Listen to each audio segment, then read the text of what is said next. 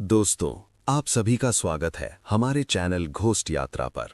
यहाँ हम लेकर आते हैं जमीनी सच्चाई से जुड़ी ऐसी खौफनाक और रहस्यमयी कहानियाँ जो सिर्फ डराती नहीं बल्कि कुछ सिखाकर भी जाती हैं।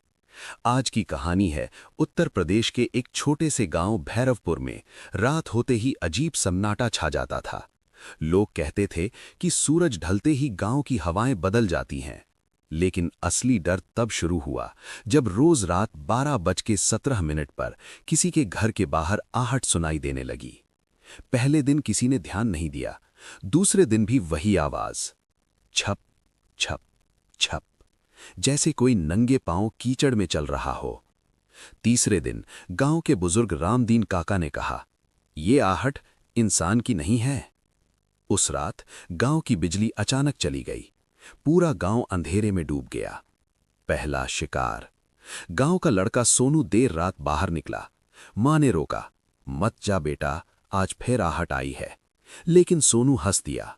सुबह जब गांव वाले खेत पहुंचे, सोनू की लाश मिली। आंखें खुली थीं, मुंह डर से फटा हुआ और पैरों के निशान पीछे की ओर बने हुए थे। आहट का राज। गांव की सबसे पुरानी हवेली में एक औरत कभी रहती थी, चुड़ैल कमला। कहते हैं सालों पहले उसे जिंदा जला दिया गया था। मरते समय उसने कहा था, मैं हर रात लौटूंगी और मेरी आहट तुम्हारी मौत बनेगी। उस रात गांव वालों ने हवेली के पास से आवाज सुनी, छप छप छप। लेकिन इस बार आहट के साथ किसी के हंसने की आवाज भी थी। आखिरी रात। गांव के कुछ लोग हिम्मत करके बाहर निकले। अचानक उन्हें दिखी एक औरत, उल्टे पैर, बिखरे बाल और आंखें पूरी काली। वो बोली, मेरी आहट सुनी थी ना, अब मेरी बारी है। अगली सुबह भैरवपुर गांव खाली मिला। घर वैसे ही थे, चूल्हे जल रहे थे, लेकिन इंसान कोई नहीं था। आज भी जो उस रास्ते से गुजरता है, रात 12:17 पर उसे वही आवाज सुनाई देती है, छप छप छप।